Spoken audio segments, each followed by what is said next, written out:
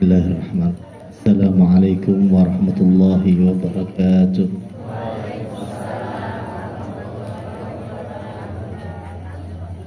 Bismillah walhamdulillah.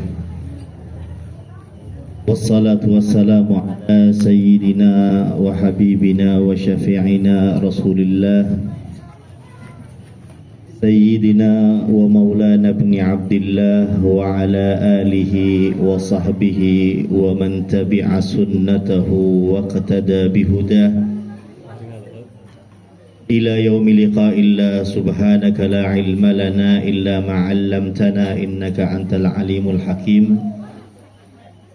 Rabbi syrah li sadri wa yassir li amri wahlul 'uqdatam min lisani yafqahu qawli bijahin nabiy wa sahbihi wal ali.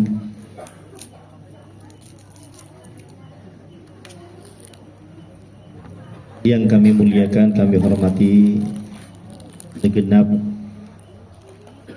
para sepuh, para kiai, para tokoh masyarakat, wabil khusus sahibul majlis Ustadz Ade dan keluarga.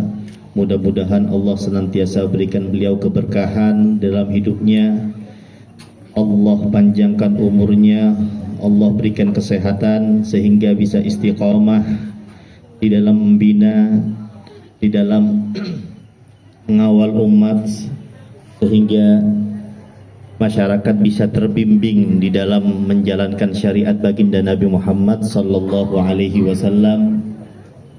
Dan juga tak lupa kepada segenap panitia yang alhamdulillah acara pada malam hari ini bisa terselenggara. Dan tak lupa juga kepada tim hadrah Nurul Huda, majelis tim hadrah Nurul Huda, mudah-mudahan bisa semakin eksis, bisa terus mensiarkan, meskipun tadi sudah disampaikan oleh Ustadz Ade bahwa berganti-ganti personil. Ya begitulah, karena dengan regenerasi itu akan menjadi sehat dan akan menjadi lebih semangat lagi. Kalau itu aja, seperti di pondok juga begitu, di Watubelah nih, tanya sama Noval nih, di Watubelah begitu, ada pergantian personil, vokalnya juga ganti, personilnya juga ganti, sehingga itu menjadi sehat, semangatnya juga menjadi terus berkembang. Salawat dan salam semoga tercurahkan kepada baginda Nabi Muhammad sallallahu alaihi wasallam, yang alhamdulillah karena beliaulah pada malam hari ini kita berkumpul di tempat yang mulia ini, di majelis yang insya Allah penuh dengan barokah, bersama orang-orang yang insya Allah diberkahi oleh Allah Subhanahu wa Ta'ala dalam satu acara yang barokah, yaitu memperingati Maulid Nabi Muhammad sallallahu alaihi wasallam atau peristiwa kelahiran baginda Nabi Muhammad sallallahu alaihi wasallam.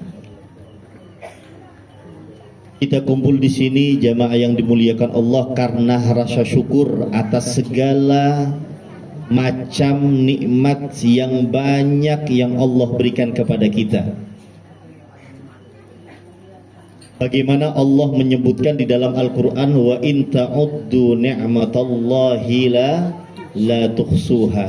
Kalau kita mau menghitung nikmat Allah yang Allah berikan kepada kita, niscaya kita tidak akan sanggup, karena banyaknya nikmat yang Allah berikan. Bahkan ulama mengatakan nikmat yang ada di persendian tangan kita, ini kita punya tangan, ini di tangan kita ini sudah berapa sendi nih, sehingga tangan kita bisa bergerak. Ini nikmat yang ada di persendian tangan kita ini, kata ulama, lebih dari 1000 nikmat. Ini baru tangan, belum nikmat-nikmat besar yang lainnya seperti mata. Alhamdulillah kita bisa melihat. Coba kita gak, naudzubillah. Belum lagi telinga, kita bisa mendengar. dan nikmat-nikmat yang lainnya. Jadi Allah berikan kita nikmat sangat banyak. Nah, kita di sini kumpul juga untuk mensyukuri nikmat Allah, dan nikmat yang paling besar di antara nikmat-nikmat yang lain.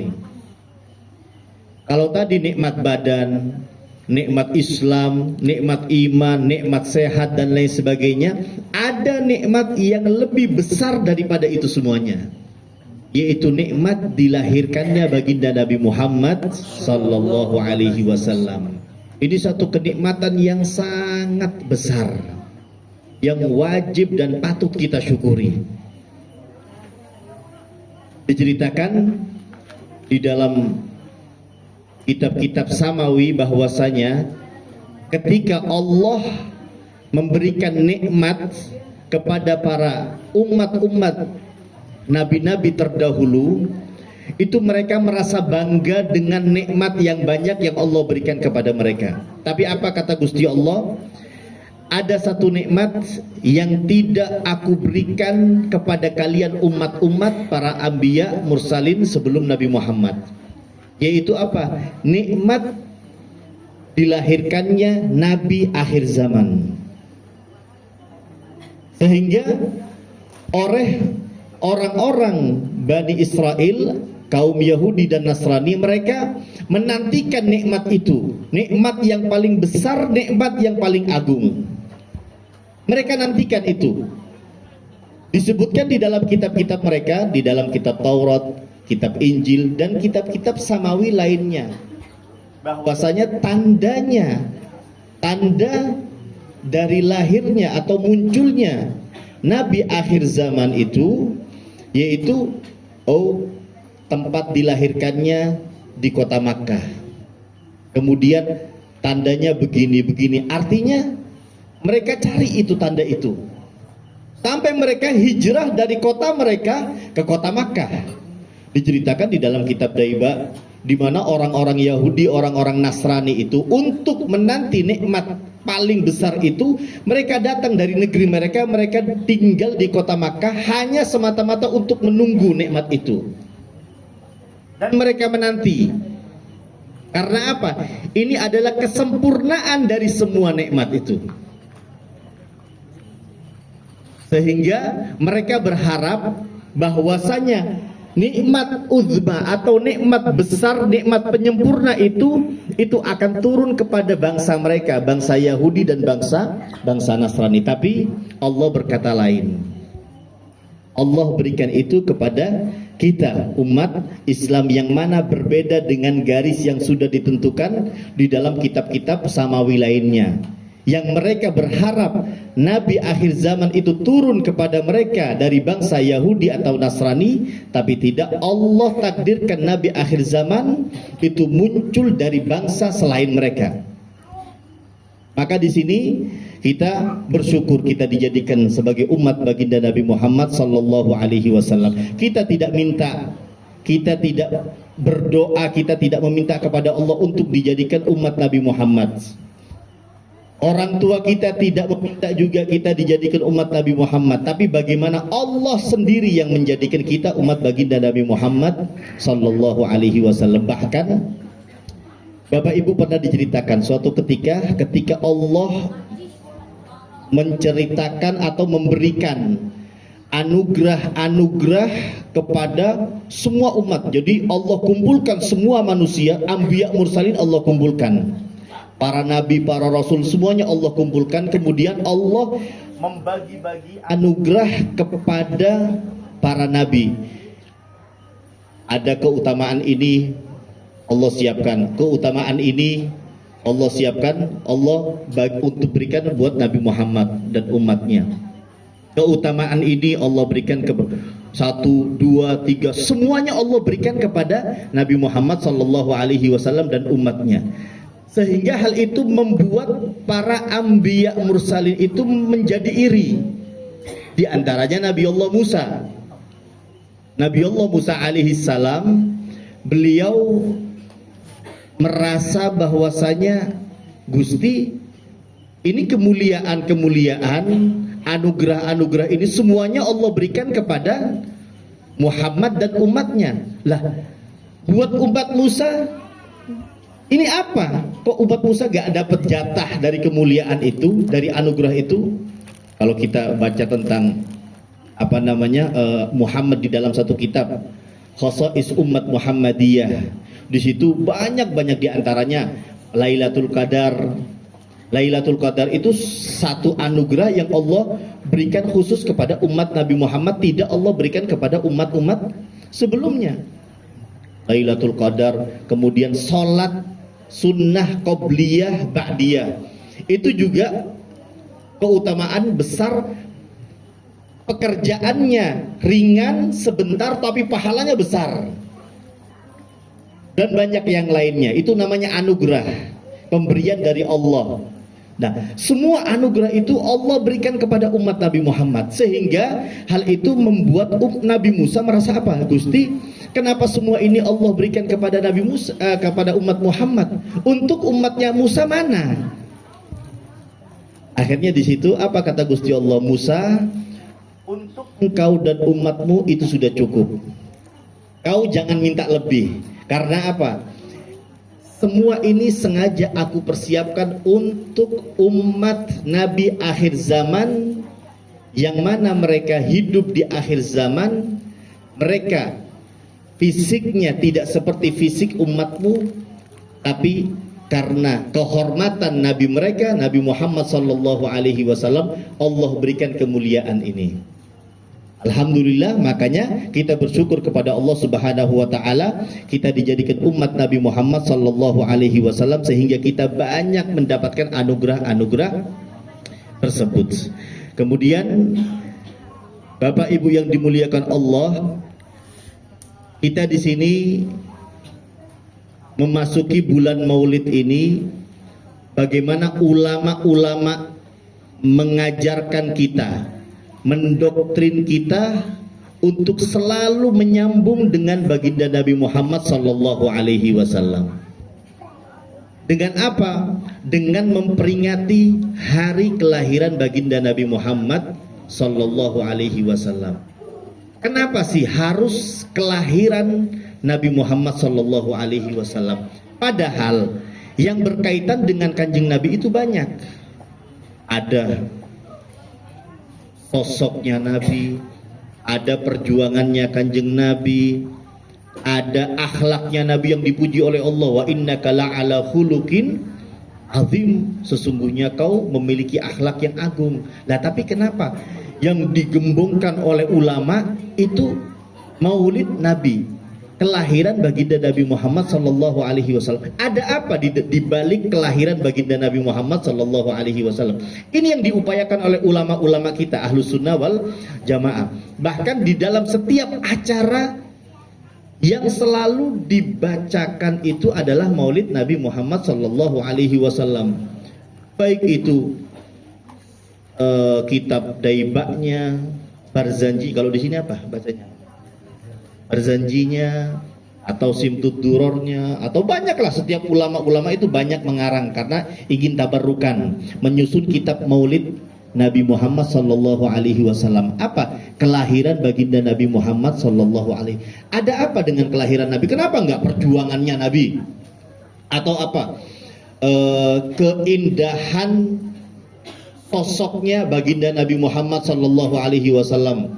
Nabi Muhammad kan parasnya Masya Allah, bahkan dikatakan lebih daripada ketika Allah menceritakan tentang ketampanan Nabi Yusuf alaihi salam, yang mana diceritakan di dalam Al-Quran, wanita-wanita Mesir ketika memandang wajahnya Nabi Yusuf, sampai mereka memotong tangan mereka karena tidak sadar melihat ketampanan Nabi Allah Yusuf. Walamma ra'ainahu akbarnahu wa qatta'na aydiyahunna wa qulna hasya lillahi ma hadza basharan in hadza illa malakun karim. Ketika wanita-wanita Mesir memandang wajahnya Yusuf, yang mana Nabi Yusuf itu sudah mulai diomongin oleh wanita-wanita Mesir.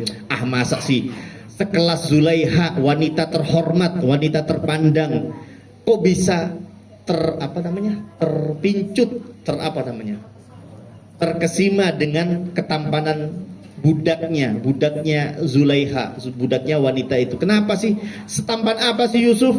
Nah, kata wanita-wanita Mesir.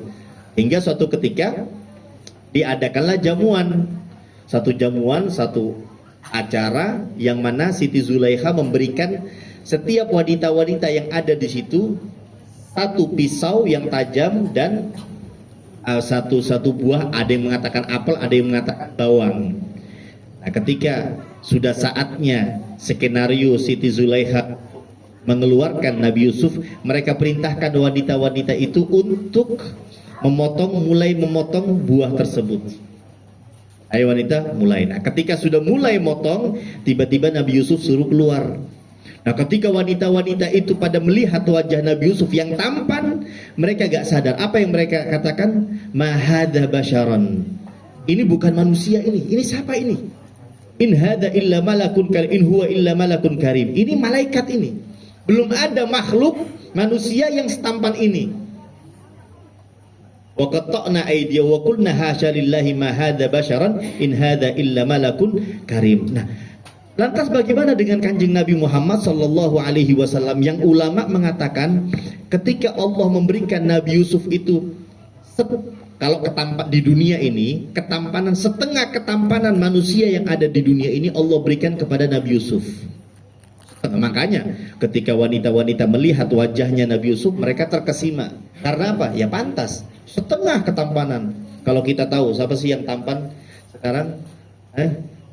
Siapa? Artis apa yang kita tahu? Ahmad Dhani. Oh, Ahmad Dhani. Oh, itulah, banyaklah. Pokoknya semua ketampanan yang ada di muka bumi ini setengahnya Allah berikan kepada Nabi Allah Yusuf. Apa kata Kanjeng Nabi? Tapi ketampanan Nabi Muhammad sallallahu alaihi wasallam, semua ketampanan Allah berikan kepada Nabi Muhammad sallallahu alaihi wasallam. Pertanyaannya, kenapa sahabat-sahabat Nabi ketika memandang wajah Nabi biasa-biasa aja? Kok wanita-wanita Mesir sampai memotong jari mereka, tapi ketika memandang wajahnya Nabi mereka biasa? Iya, karena apa? Karena yang terpotong, yang teriris bukan lagi tangan mereka, tapi hati mereka. Hati sahabat teriris ketika memandang wajah baginda Nabi Muhammad sallallahu alaihi wasallam. Kalau Nabi Yusuf hanya sekadar ya tampan sudah cukup. Tapi kalau Nabi Muhammad orang yang melihat Nabi Muhammad, yang memandang wajah Nabi Muhammad, bukan lagi tangannya yang teriris, tapi hatinya yang teriris. Nah, ini diantara syama'il Nabi Muhammad sallallahu alaihi wasallam. Nah, kenapa sih ulama-ulama itu tidak menceritakan tentang wajahnya Nabi yang ganteng yang diceritakan di dalam kitab Maulid, Alifiyul Anfi, Mimiyul Fami, Nuniyul Hajib, ya kan? Bahkan di dalam kitab Maulid dikatakan ketika sahabat itu mensifati wajahnya Kanjeng Nabi atau sifat-sifatnya Kanjeng Nabi, apa beliau katakan? Wa ala tafannuni wasifihi biwasfihi yafnaz zaman wa fihi ma lam yusafi. Seandainya semua ahli syair atau semua ahli sastra di dunia ini dikumpulkan semuanya untuk menggambarkan sosok Kanjeng Nabi Muhammad sallallahu alaihi wasallam. Jadi ahli syair, kemudian ahli sastra, ada yang menggambar wajahnya Nabi, ada yang menggambar sifatnya Nabi begini-begini. Apa kata ulama? Yafnaz zaman, sampai hari kiamat pun wa fihi malam yusufi, tidak akan ada yang mampu menggambarkan sosok baginda Nabi Muhammad sallallahu alaihi wasallam. Karena apa? Karena kesempurnaannya.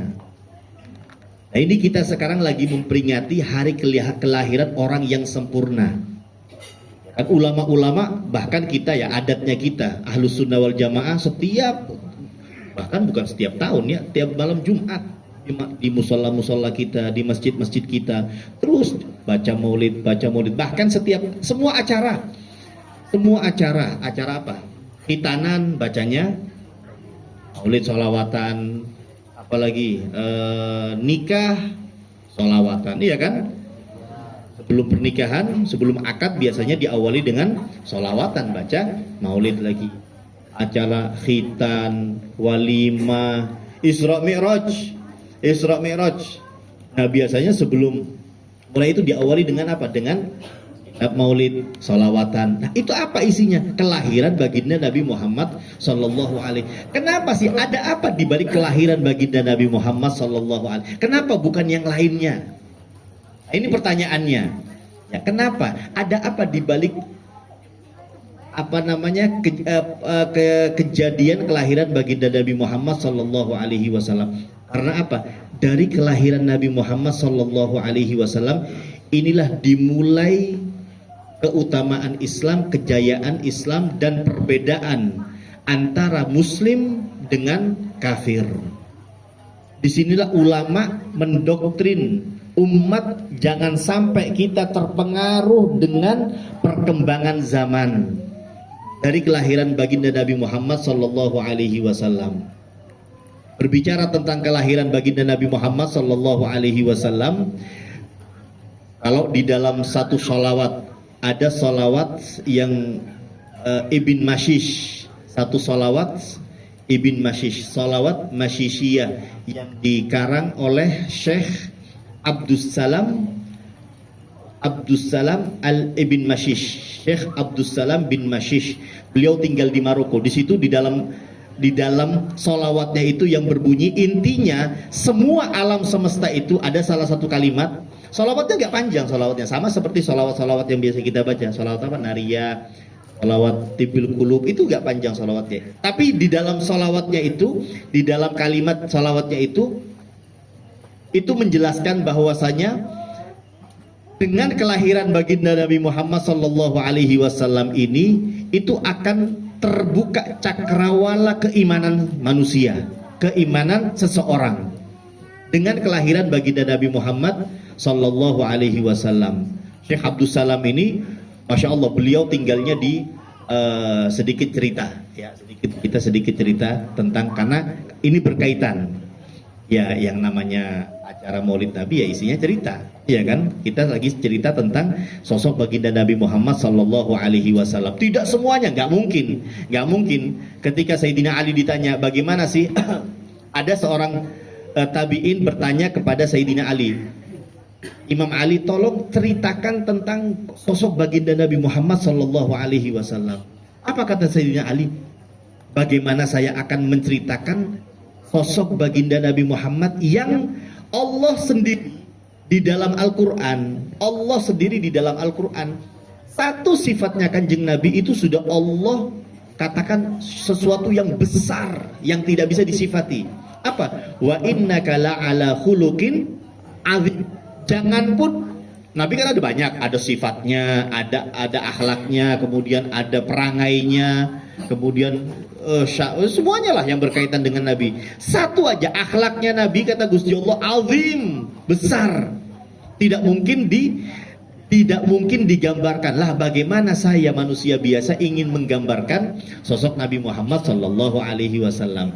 Tapi ulama-ulama kita berusaha untuk sedikit menggambarkan sosok baginda Nabi Muhammad Sallallahu Alaihi Wasallam, supaya apa? Supaya umat ini lebih mengenal baginda Nabi Muhammad Sallallahu Alaihi Wasallam, supaya umat ini minimal umat ini bisa meniru, oh sekelumit Nabi Muhammad itu akhlaknya seperti ini, sifat posturnya seperti ini, ketika berjalan seperti ini, ketika minum seperti ini, ketika dialog dengan sesama muslim seperti ini, ketika berbicara dengan orang kafir bagaimana, ketika ini, itu sedikit demi sedikit diajarkan oleh ulama supaya umat sadar. Nah, kembali ke sholawat Mashishiyah tadi, di situ di dalam sholawat itu apa kata Syekh Abdussalam?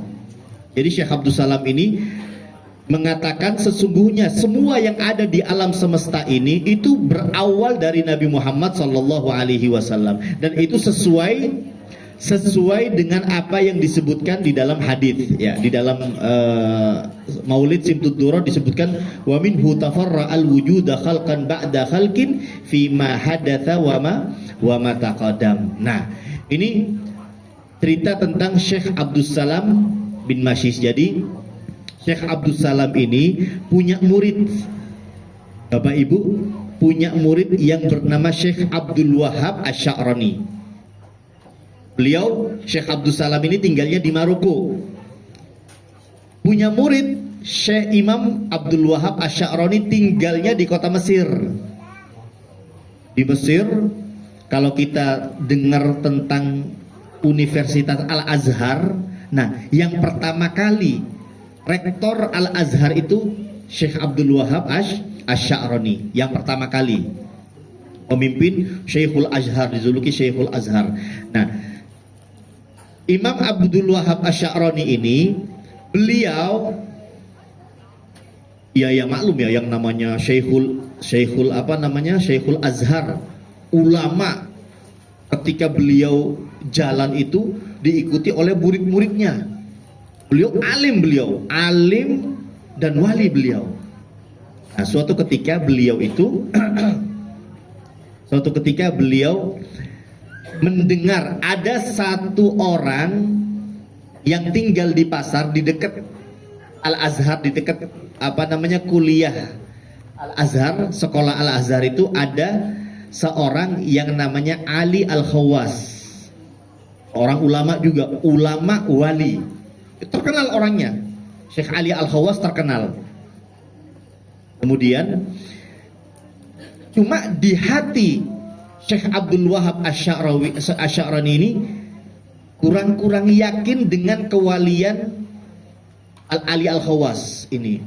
Sehingga beliau setiap hari ketika beliau berjalan dari rumahnya menuju Al-Azhar, tiap hari maklum tugas beliau berangkat dari rumahnya menuju Al-Azhar, ngelewatin pasar, ngelewatin tokonya Ali Al-Khawas, Syekh Ali Al-Khawas, seorang wali tersebut. Nah, setiap jalan dari rumahnya menuju Jami'ah, menuju Al-Azhar, sekolah Al-Azhar, beliau berhenti di hadapan tokonya Syekh Ali Al-Khawas yang katanya wali tersebut. Beliau berhenti, kemudian beliau katakan kepada Syekh Ali Al-Khawas. Apa beliau katakan? Ma ja'alallahu min waliyin illa 'allamahu. Syekh Ali, kau ini bukan wali. Karena apa? Tidak mungkin wali sepertimu keadaannya. Kalau kau benar-benar wali, pasti kau sama sepertiku, pakai jubah, pakai imamah, artinya ya seperti perangai seorang ulama. Masa kau jaga di pasar, tukang tol sepatu, jadi jahit sepatu, itu kerjaannya Syekh Ali Al-Khawas. Masa wali begitu? Gak mungkin, gak ada wali begitu. Ini Syekh Ali Al-Khawas ya lanjut, dia gak peduli dia apa yang diomongin oleh Syekh Abdul Wahab Asy-Sya'rani, dia gak peduli. Lanjut, keesokannya begitu sampai suatu ketika gak diladeni oleh Syekh Ali Al-Khawas, tidak diladeni. Jadi karena beliau merasa apa? Ya, buat apa saya meladeni? Toh dia tidak tahu bahwasanya saya wali. Jadi dia gak tahu, jadi dibiarin aja. Setiap hari Syekh Abdul Wahab Asy-Sya'rani lewat ngomong begitu, tidak diladeni oleh Syekh Ali Al-Khawas. Sampai suatu ketika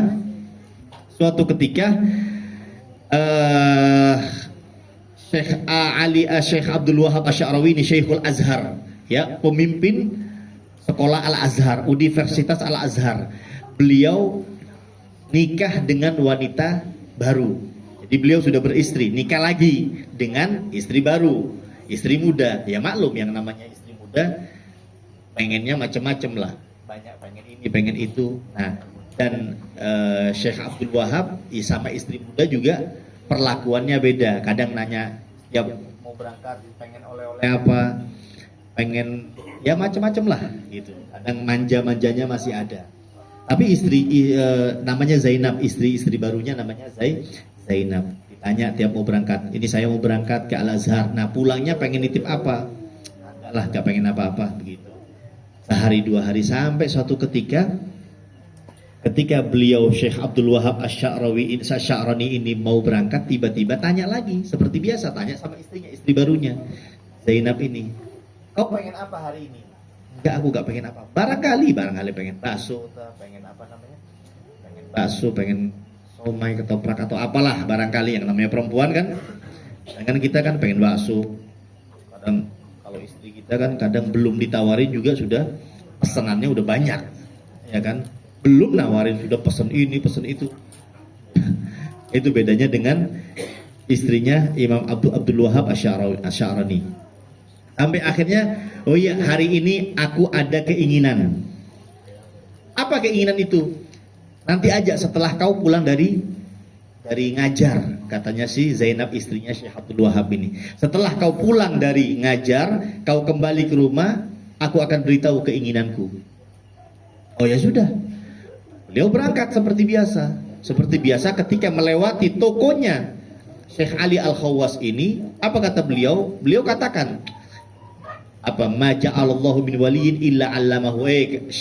Ali Al-Khawwas, kau tidak pantas menjadi wali.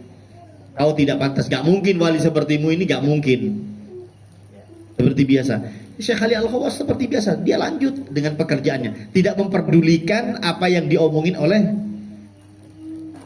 Sampai ketika Syekh Abdul Wahab Asy'arani ini pulang, kemudian nyampe di rumahnya, ketemulah sama istrinya Zainab. Kemudian bertanyalah, "Hai Zainab istriku, tadi katanya kau ingin sesuatu dariku. Apa?"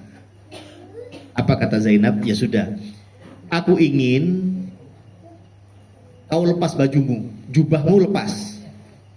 Jubahmu lepas, karena Syekh Abdul Wahab ini ulama, jadi pakai gamis, pakai jubah, pakai imamah dan lain sebagainya. Nah, pengen jubahnya dilepas. Jubahnya dilepas hanya pakai gamis. Kemudian imamahnya dilepas, pecinya dilepas juga. Terus apa? Aku ingin naik di punggungmu. Jadi Syekh Abdul Wahab suruh kuda-kudaan. Syekh Abdul Wahab suruh duduk, istrinya Zainab naik di atasnya. Ya ngerti ya? Ya itu. Ulama digituin nama istrinya. Tapi karena dia cinta tak? Dia cinta. Cinta itu bikin buta. Itu. Ya akhirnya diturutin. Ya sudahlah, kalau memang itu. Gak ada orang yang tahu. Murid-muridnya sudah pada pulang semuanya, tidak ada yang tahu. Tidak ada yang tahu. Sampai akhirnya diturutin. Syekh Abdul Wahab ya jongkok, kemudian istrinya Zainab naik di atasnya. Jalan sampai kamar. Sudah masuk kamar, setelah masuk kamar ditutup. Ya habis itu ya gak dijelasin lagi, sudah nggak tahu lah, pokoknya kejadiannya begitu. Sampai masuk kamar selesai sudah. Sensor langsung ke keesokannya. Gak usah diceritain di kamarnya ngapain sudah. Intinya ya yang namanya suami istri. Ya, sudah. Intinya keesokannya berangkatlah Syekh Abdul Wahab seperti biasa ke Al-Azhar. Berangkat di perjalanan seperti biasa, ngelewatin tokonya Syekh Ali Al-Khawwas ini. Ngelewatin tokonya Syekh Ali Al-Khawwas. Ketika melewatin tokonya, apa kata Syekh Abdul Wahab seperti biasa? Ali Al-Khawwas, ma ja'alallahu min waliyin illa 'allamahu. Tidak mungkin Allah menjadikan wali kecuali dia alim. Dia tuh pakaiannya tidak seperti engkau, seperti ini. Tiba-tiba yang biasanya Syekh Ali Al-Khawwas ini diam, tidak peduli dengan apa yang diomongin Syekh Abdul Wahab, tiba-tiba beliau ngelihat ke Syekh Abdul Wahab, kemudian beliau mengatakan, "Uskut ya himar Zainab." Diam wahai keledainya Zainab. Diam wahai keledainya Zainab. Ini kaget sih siapa? Syekh Abdul Wahab Asy'arani ini. Loh, keledainya Zainab kok tahu? Padahal gak ada yang tahu. Ini kok bisa tahu ini? Padahal di rumah tidak ada yang tahu. Jadi Syekh Ali Al-Khawwas tahu. Tiba-tiba dia turun, dia suruh murid-muridnya untuk berangkat duluan ke Al-Azhar. Kalian semua berangkat, saya ingin 4 mata, ada urusan. Apa? Ya ini, apa ini, kok bisa tahu ini? Jangan-jangan pasang CCTV atau gimana? Kok bisa tahu? Sampai akhirnya turunlah Syekh Abdul Wahab Asy'arani, kemudian datang. Ente kok bisa tahu ente? Kok bisa tahu apa yang terjadi kepadaku dan istriku di rumah? Padahal gak ada yang tahu, gak ada CCTV, zaman dulu gak ada CCTV, tapi kok bisa tahu? Apa di situ kata Syekh Abdul? Ya begitulah, ketika hatimu bersih, Apa kata Nabi Shallallahu Alaihi Wasallam? Ya, kuntu wa ida ahbabtuhu, ketika Allah cinta kepada seorang hamba, kuntu sam'ahu alladhi yasma'u bihi, Allah akan memberikan kekuatan terhadap pendengarannya dia ketika dia mendengar. Wa basarahu alladhi yubsiru bihi, Allah akan berikan kekuatan kepada pandangannya ketika dia memandang. Wa yadahu alladhi yabtishu bihi, artinya Allah berikan kekuatan. Nah, karena Syekh Ali Al-Khawas ini, Masya Allah, dia orang soleh, dia orang yang menjaga sunnah-sunnah, sehingga Allah berikan kemampuan apa yang tidak diketahui oleh orang lain. Aku bisa tahu, diceritakan lah begitu. Akhirnya di situ Syekh Abdul Wahab Asy'arani baru mengakui tentang kewalian Syekh Ali Al-Khawas. Ini akhirnya apa kaitannya dengan sholawat masyisiyah tadi? Nah, disinilah saat itu juga apa kata Syekh Abdul Wahab? Beliau ini rektor, guru besar di Al-Azhar. Kalau kita ke Mesir, ada sekolah tinggi Al-Azhar. Itu biasanya di Indonesia itu jadi rujukan skuli perkuliahan Islam terbesar di Al-Azhar dan paling tua saat ini. Nah, di situ beliau ingin berguru lagi kepada Syekh Ali Al-Khawas. Sudah, Syekh, ana pengen belajar lagi sama Syekh Ali. Sudah, ana ingin tinggalkan Al-Azhar dan belajar lagi. Apa kata Syekh Ali Al-Khawas? Nggak bisa. Kau ingin belajar kepadaku, kau harus mandi dulu. Mandi? Ya mandi gampang dong. Cuma mandi aja. Bukan di sini mandinya, tapi mandinya di Maroko. Ini Syekh Ali Al-Khawas sama Syekh Abdul Wahab Asy'arani tinggalnya di Mesir. Ceritanya di Mesir. Ada Mesir, ada Maroko, ada Indonesia. Ini kita sekarang jauh dulu ya. Kita cerita yang jauh dulu. Indonesianya nanti kita kembali dulu. Nah, kemudian apa kata Syekh Ali Al-Khawas?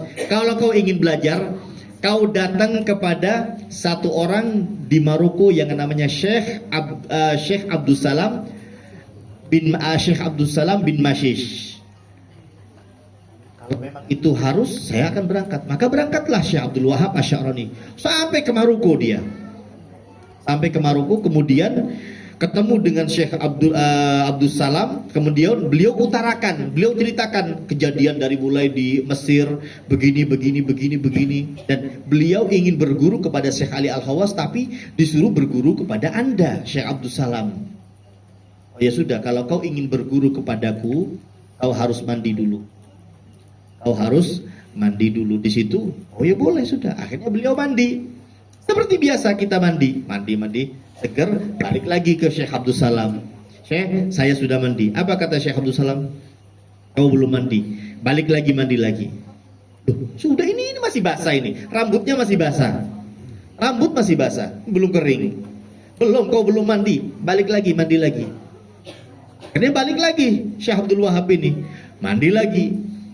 Yang kedua kalinya. Sampai yang kedua dia keadukan. Supaya apa? Supaya rambutnya makin basah dan ketahuan habis mandi. Datang lagi ke situ. Apa kata Syekh Abdus Salam? Kau belum mandi.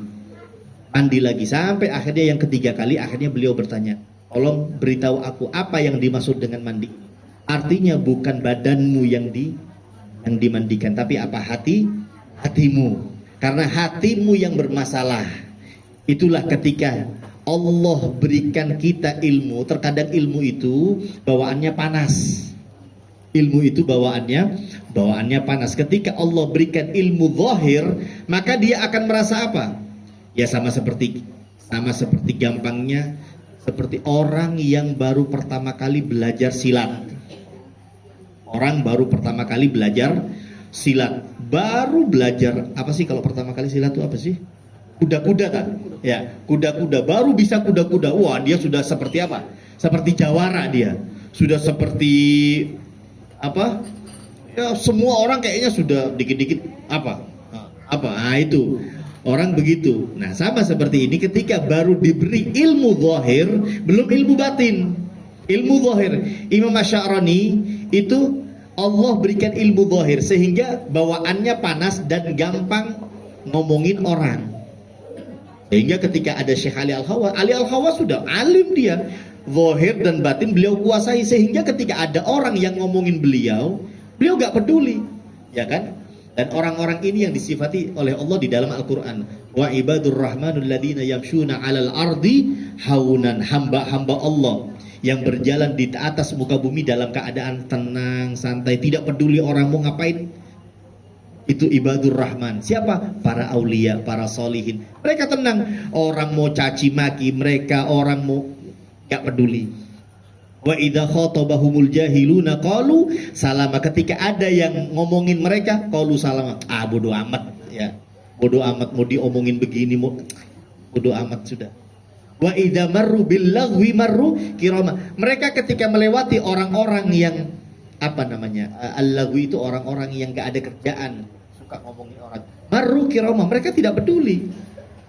Itulah hamba-hamba Allah. Dan ini di dalam sholawat masyisiyah tadi disebutkan bahwasanya bagaimana dari sosok Nabi Muhammad sallallahu alaihi wasallam itu Allah ciptakan alam semesta ini.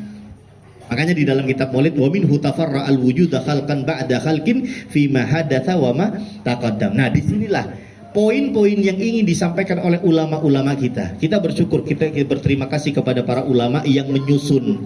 Kita yang hidup di akhir zaman hanya instan lah. Yang penting kita mau buka. Yang penting kita mau buka.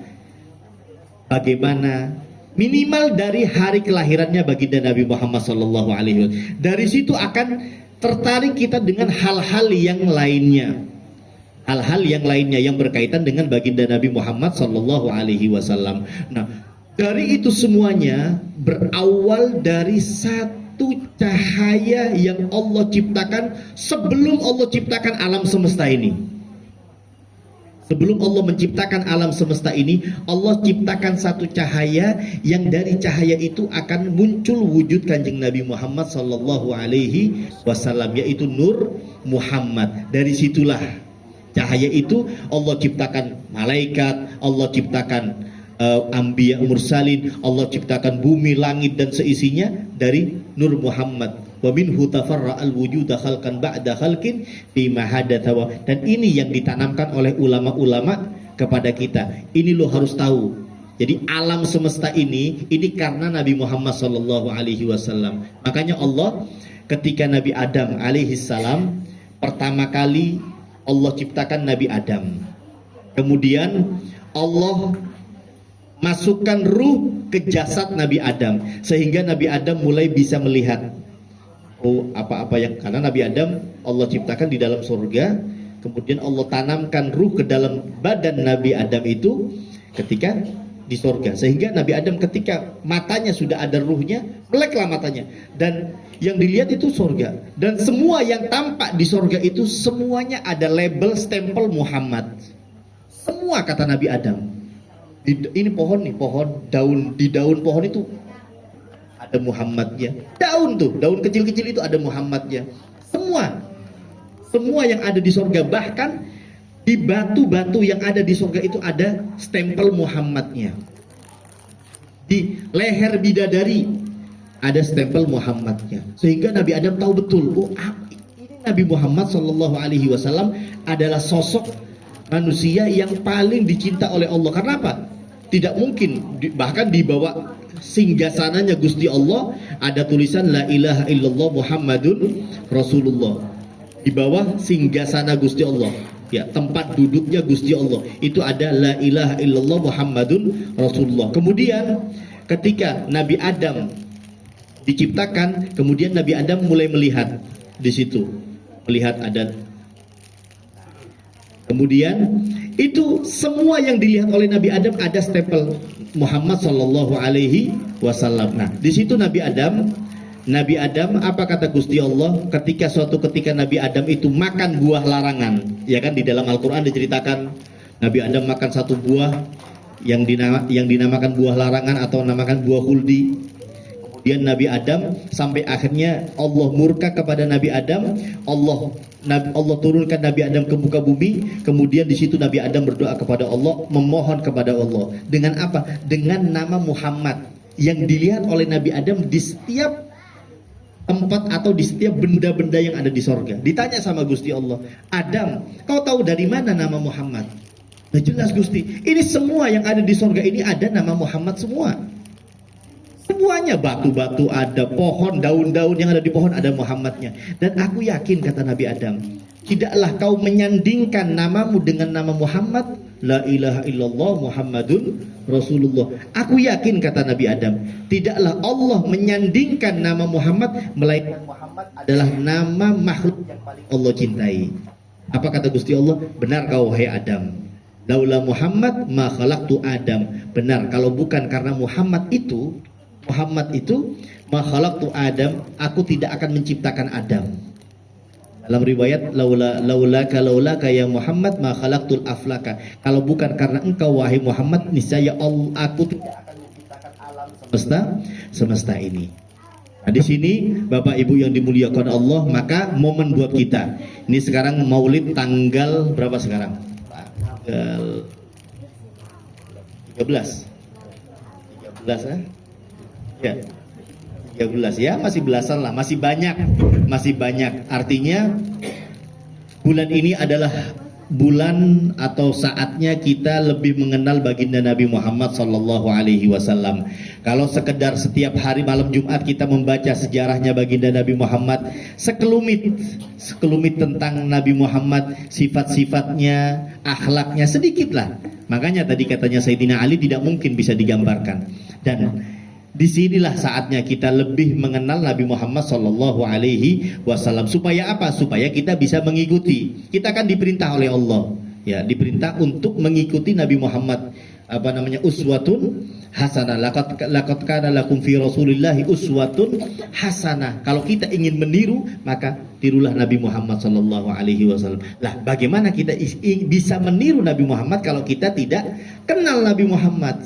Nah, bagaimana caranya kita kenal Nabi Muhammad? Ya, dengan kitab-kitab sejarah. Untuk kita bisa ingin membaca kitab sejarah, mungkin sudahlah panjang. Nah, minimal kitab-kitab kecil yang biasa dibaca ketika malam Jumat, kitab Taiba, Barzanji, Maulid Azam, Simtuduro dan lain sebagainya. Banyak kitab Maulid. Tinggal bulan Maulid ini jadikan bulan untuk madrasah kita, pembelajaran kita, supaya kita lebih mengenal baginda Nabi Muhammad SAW. Makanya dikatakan oleh ulama, man lam yastafid lidinihi inda qiraatal maulid wa huwa mahrumun min khairatil maulid. Ulama mengatakan barang siapa yang tidak mendapatkan manfaat ketika membaca maulid. Nah, ini kan kita bulan Maulid ini bahkan hampir setiap hari, ya kan, di musola-musola, di tajuk-tajuk hampir setiap hari. Nah, kata ulama, barang siapa yang tidak bisa mengambil manfaat atau dampak baik untuk agamanya dia, di mana takwanya dia, sholatnya dia semakin semangat enggak, akhlaknya dia berubah enggak, minimal sedikit aja perubahan ketika membaca. Kita di sini, ya alhamdulillah di sini baca Maulid sekalian ada tausiah, ada sedikit penjelasan tentang baginda Nabi Muhammad SAW, sehingga itu bisa kita ambil sedikit manfaatnya. Kata ulama, orang yang tidak bisa mengambil manfaat dari pembacaan Maulid, hanya sekedar baca aja, Sallallahu ala Muhammad ya Rabbi sholli, selesai doa, pulang bawa bawa berkat. Sampai rumah ditanya, tadi baca apa? Baca Maulid. Isinya apa Maulid itu? Maulid Barzanji. Isinya apa? Bola, gak tahulah. Nah, ini kata ulama.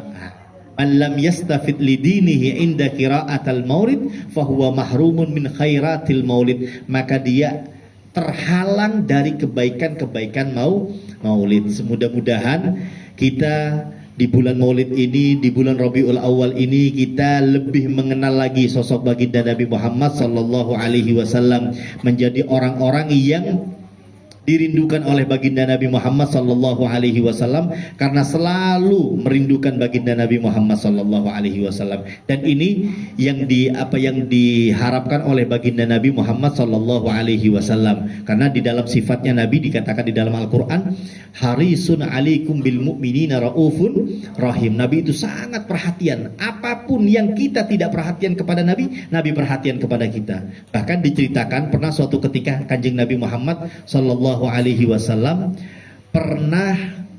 Kanjeng Nabi pernah suatu ketika apalagi terlihat sedih wajahnya. Ditanyalah sama sahabat, Kanjeng Nabi sedih lagi apa? Kenapa? Apa yang membuat Kanjeng Nabi sedih? Apa katanya Nabi? Sesungguhnya aku rindu kepada teman-temanku. Aku rindu ikhwani, teman-temanku. Maka sahabat bertanya, ya Rasulullah, bukankah kita ini teman-teman Nabi? Apa kata Nabi? Kalian adalah sahabatku. Sahabat dengan teman, menurut versinya Nabi beda. Kalian adalah sahabatku. Teman-temanku adalah mereka yang beriman kepadaku, sedangkan mereka belum pernah melihatku. Dan mereka adalah orang yang selalu didoakan oleh baginda Nabi Muhammad sallallahu alaihi wasallam agar selamat dunia dan akhirat. Makanya sehingga karena perhatiannya Nabi Muhammad terhadap umatnya, itulah yang dipuji oleh Allah, harisun alaikum bil mu'minina raufun rahim. Bahkan Nabi dikatakan setiap malam Nabi berdoa. Setiap malam Nabi memohon kepada Allah agar supaya umatnya ini selamat. Umatnya selamat. Pernah diceritakan ya, Siti Aisyah lagi gelelengan sama Kanjeng Nabi ya. Nabi suami istri biasalah. Nabi tiduran di pahanya Siti Aisyah. Suatu ketika Nabi ketika lagi tiduran, tiba-tiba Siti Aisyah bertanya tentang hari kiamat. Ya Rasulullah, kiamat itu bagaimana sih?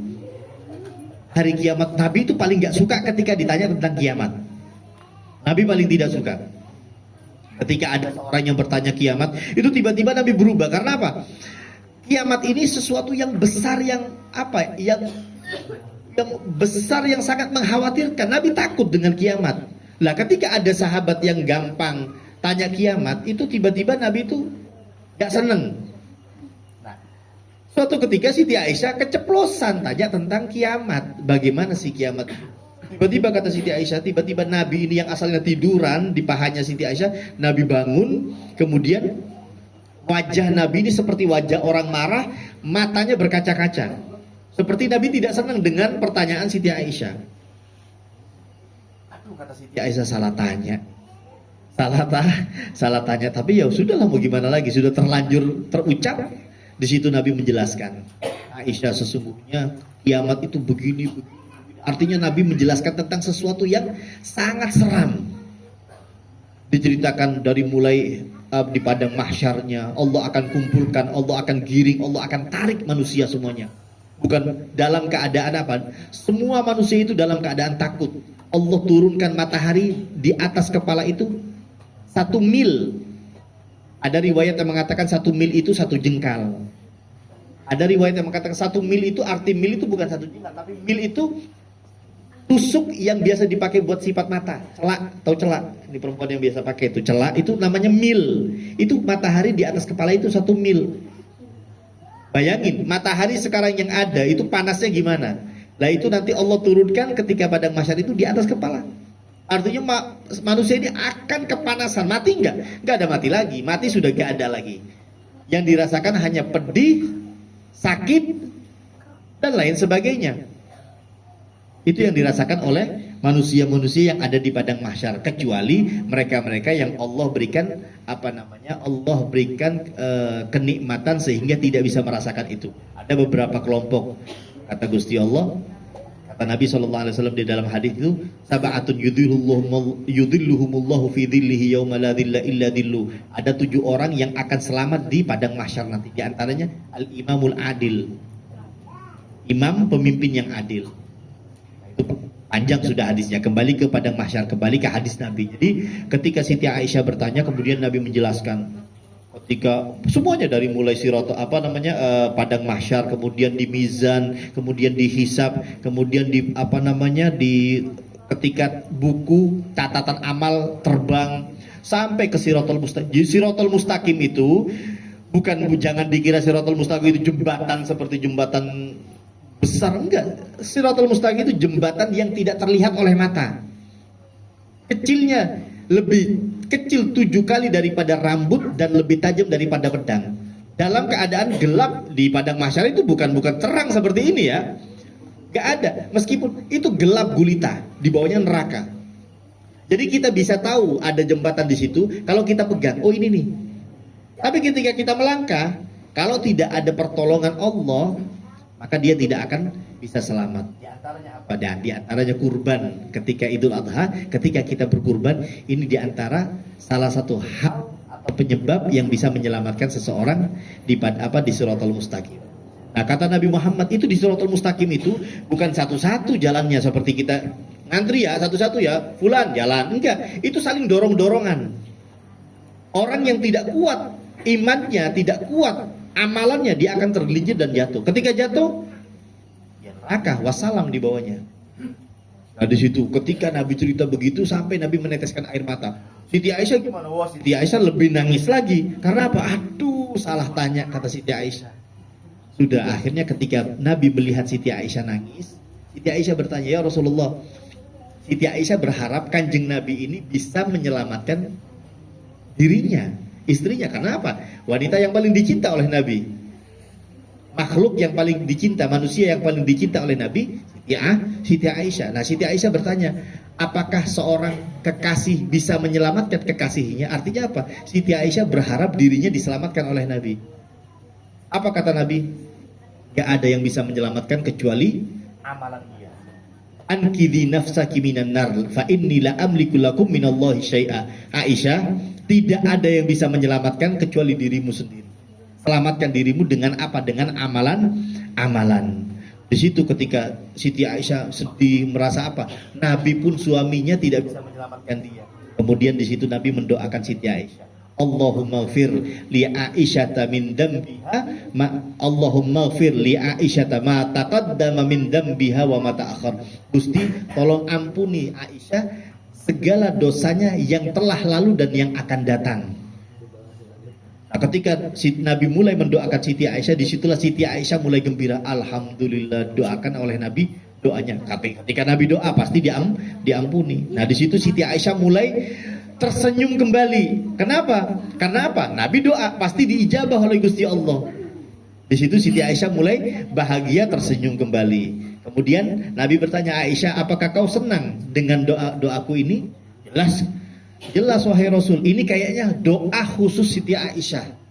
Doa khusus dari Rasul untuk diriku. Apa kata Nabi Sallallahu Alaihi Wasallam? Enggak, Siti Aisyah, sesungguhnya doa itu aku panjatkan setiap malam untuk umatku. Kalau Aisyah hanya sekali didoakan oleh baginda Nabi, tapi untuk umat setiap malam Nabi berdoa. Allahumma firli ummati ma taqaddama min dzambihim wa ma ta'akhkhar. Semua doanya. Nah, ini mudah-mudahan kita menjadi orang yang mendapatkan sedikit doanya baginda Nabi Muhammad Sallallahu Alaihi Wasallam dan mendapatkan kemuliaan yang didapatkan oleh baginda Nabi Muhammad Sallallahu Alaihi Wasallam. Sebagaimana Allah muliakan segala sesuatu yang bersambung dengan Nabi Muhammad Sallallahu Alaihi Wasallam, dari mulai sahabatnya, dari mulai istri-istrinya, dari mulai anak cucunya, dari mulai tanahnya di Makkah menjadi mulia karena Nabi Muhammad. Kita juga menjadi umat yang dimuliakan oleh Allah karena berintisab dengan Nabi Muhammad Sallallahu Alaihi Wasallam, dan juga kelak di akhirat kita mendapatkan syafaat baginda Nabi Muhammad Sallallahu Alaihi Wasallam, berkumpul bersama beliau di sorga, berkumpul bersama para anbiya mursalin lainnya dan mendapatkan syafaat sehingga kita bisa menjadi umat-umat yang beruntung. Itu beberapa hal yang berkaitan tentang hal hari kelahiran baginda Nabi Muhammad sallallahu alaihi wasallam. Yang jelas di dalam Al-Qur'an disebutkan, "Qul law kana al-bahru midadan li kalimati rabbi lanafidal bahru qabla an tanfada kalimatu rabbi walau ji'na bimithlihi madada." Seandainya kita menceritakan tentang keutamaan Allah, keagungan Allah, niscaya lautan dijadikan tinta, pohon-pohon yang ada di dunia dijadikan pena untuk menceritakan tentang keutamaan Allah, maka sampai hari kiamat, sampai lautan itu habis, didatangkan lagi, habis lagi, belum sempurna. Apa kata ulama? Sifatnya Kanjeng Nabi juga serupa, hal yang sama. Ketika kita ingin menceritakan tentang sifatnya Nabi Muhammad Sallallahu Alaihi Wasallam, maka tidak ada ujungnya. Maka itu yang penting kita mendapatkan sedikit tentang pencerahan baginda Nabi Muhammad Sallallahu Alaihi Wasallam. Intinya pada malam hari ini kita kumpul adalah bentuk rasa syukur kita kepada Allah Subhanahu Wa Taala karena nikmat besar yang Allah berikan kepada kita, dan mudah-mudahan rasa syukur ini bisa menjadi kesaksian kita yang akan menjadikan saksi kita di akhirat kelak. Amin ya rabbal ya alamin. Mungkin itu saja sedikit yang bisa kami sampaikan, kurang lebihnya mohon maaf. Wallahu muwaffiq ila aqwamit thoriq. Wassalamualaikum warahmatullahi wabarakatuh.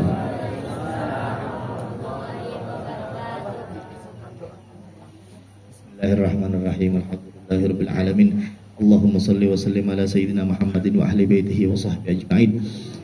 Allahumma ja'al jama'ana hadha jama'an marhumah wa tafarruqana min ba'dihi tafarruqan ma'sumah. Allahumma la taj'al fina wala minna wala ma'ana syaqiyan wala mahrumah. Allahumma nas'aluka bihaqqil Fatihah wa bisirril Fatihah al-mu'azzamah wal sab'il mathani wal Qur'anil azim an taftah lana bi kulli khair wa an tatafaddala alaina bi kulli khair wa an taj'alana min ahlil khair wa an tu'amilana ya maulana mu'amalatika li ahlil khair wa an tahfadhana fi adyanina wa anfusina wa auladina wa ashabina wa ahbabina min kulli mihna wa fitna wa bu'sin wa dhair innaka wali kulli khair wa mutafaddil kulli khair wa mutin li kulli khair bi rahmatika ya arhamar rahimin. Wa sallallahu ala sayyidina Muhammad nabi ummi wa ala alihi wa sahbihi wasallam. Wassalamualaikum warahmatullahi wabarakatuh.